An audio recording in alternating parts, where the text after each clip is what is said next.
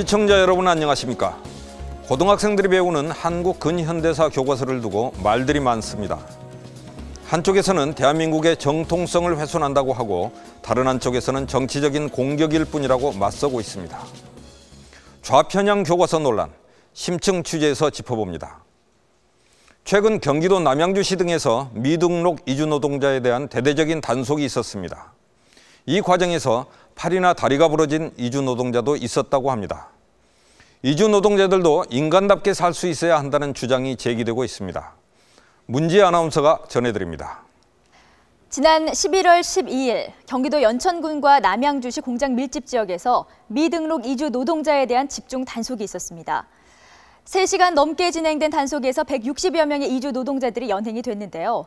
수도권 5개 출입국관리사무소, 노동부, 검찰의 경찰까지 동원된 사상 최대 규모의 집중 단속이었습니다. 지난 11월 12일 실시된 미등록 이주 노동자 단속에서 120여 명이 체포됐습니다.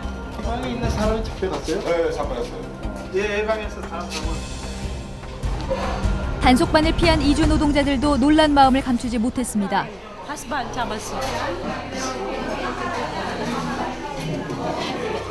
At the same time, very nervous because we're afraid that immigration will just come here and attack us. 단속반이 훑고 간 이주 노동자들의 숙소는 쑥대밭으로 변해 있었습니다.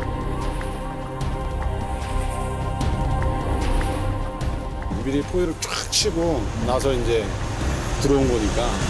수갑을 2일 1조로 했으니까 도망갈 그것도 없고. 인간 사냥하러 온 것 같아요. 사람이 아니라 말도 안 되는 거예요. 단속 과정에서는 부상을 당한 사람도 있습니다. 미등록 이주 노동자 집중 단속이 이루어지던 날, 마석가구공단에서는 과연 무슨 일이 일어났던 것일까요?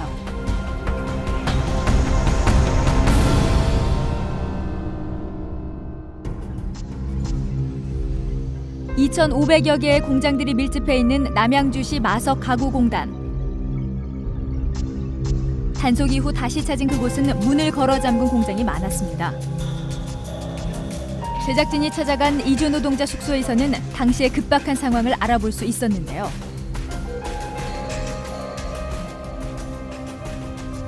이주 노동자들은 무엇 하나 챙기지 못하고 맨몸으로 연행되어 갔습니다.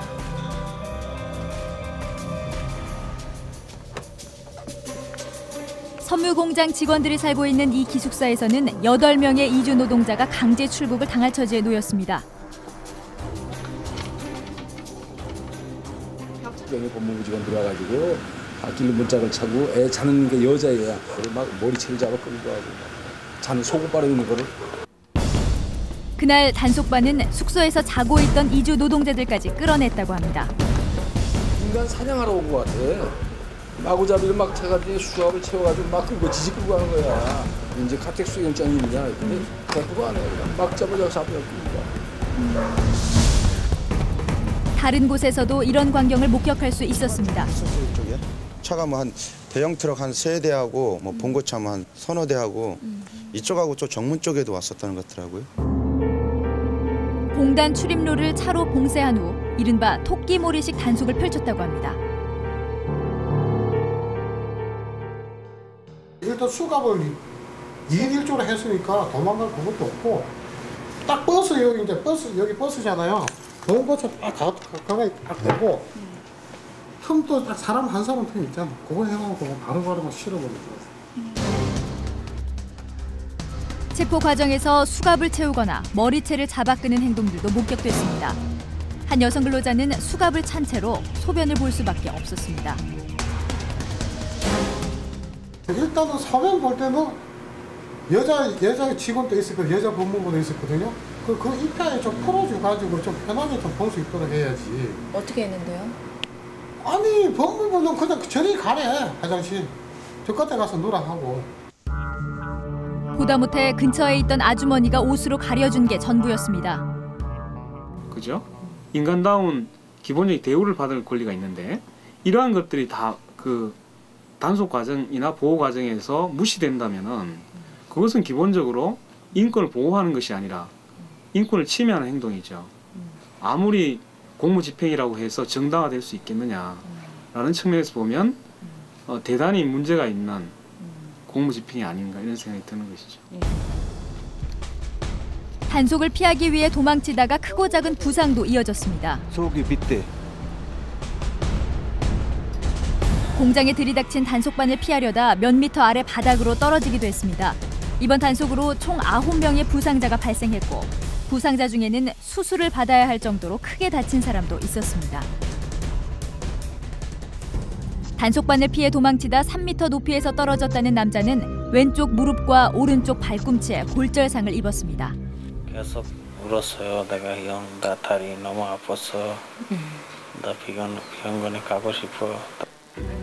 그러나 다리가 부러져 움직이지도 못하는 그에게 수갑이 채워졌다고 합니다. 인천공항 출입국 사무소에 가서야 병원 치료를 받을 수 있었던 남자. 수술과 재활을 위해 내년 5월까지 유예 기간이 주어졌지만 당장 일할 수 없는 게 걱정입니다. 우리 동생들도 학교 아직 안 끝났어요. 내가 나라가면 학생들 공부 안 해요. 어떻게 공부하고 돈 없어는 학교. 가족들을 위해 열심히 돈을 벌었을 뿐인데 병원 신세까지 지게 됐습니다. 몇 살이에요? 9살이요. 힘들어요. 너무 힘들어요 이제. 제일 걱정이 많아서. 280명의 인원이 동원된 전례 없는 대규모의 미등록 이주 노동자 단속. 이유가 무엇일까요? 불법 체류 외국인을 고용을 하다 보면 어느 지역이 슬럼화되거나 밀집화되거나 또 그리고 불법 체류 외국인의 증가에 따라서 저희들이 외국인 정책 수행하는 데 있어서 여러 가지 어려운 문제도 많이 발생하게 되고요. 왜냐하면 한국에서는 불법 체류해도 괜찮다. 이 나라는 법을 준수하지 않아도 괜찮은 나라다라고 하는 그런 형상이 되겠죠.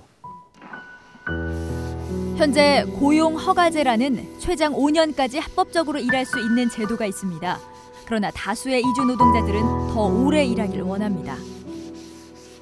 그 기간이 결코 적은 기간이 아니에요. 짧은 기간이 아닙니다. 예. 그러나 사람 욕심이라고 하는 것은 계속 돈을 벌고 싶겠죠. 예. 그러나 개인의 욕심 때문에 어떤 제도와 법이 무너지면 안 될 거라고 생각합니다. 한국인과 결혼한 이주 노동자도 단속에서 예외는 아니었습니다. 이번 단속으로 네팔인 남편이 강제 출국을 하고 오은정 씨는 아들과 둘이 남게 됐습니다. 한국인과 결혼했기 때문에 사정을 봐줄 거라 생각했지만 결국 남편은 단속반에 연행됐고 이틀 후 네팔로 갔습니다. 아빠는 내가 한국 사람이니까 어떻게 좀 얘기 좀 하면 될 것 조금이라도 도와줄 거라고 이렇게 생각을 했는데 그런 게 없었으니까 그런 것도 미안하고.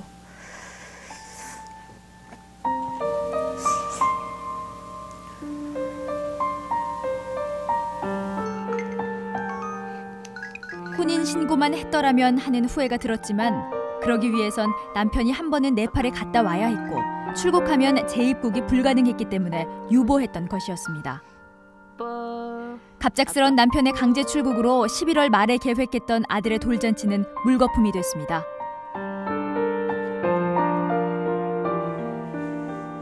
무엇보다 속상한 건 믿음이 깨진 것이라고 합니다. 지난해 10월 이 지역을 방문한 이명박 당시 대통령 후보는 이주 노동자들과 만남을 가졌습니다. 사랑합니다. 그 자리에는 오은정 씨의 남편 깔기 씨도 함께했습니다. 시장님 제대로 한번 해주시죠. 자, 사랑합니다. 한 번만요. 사랑합니다.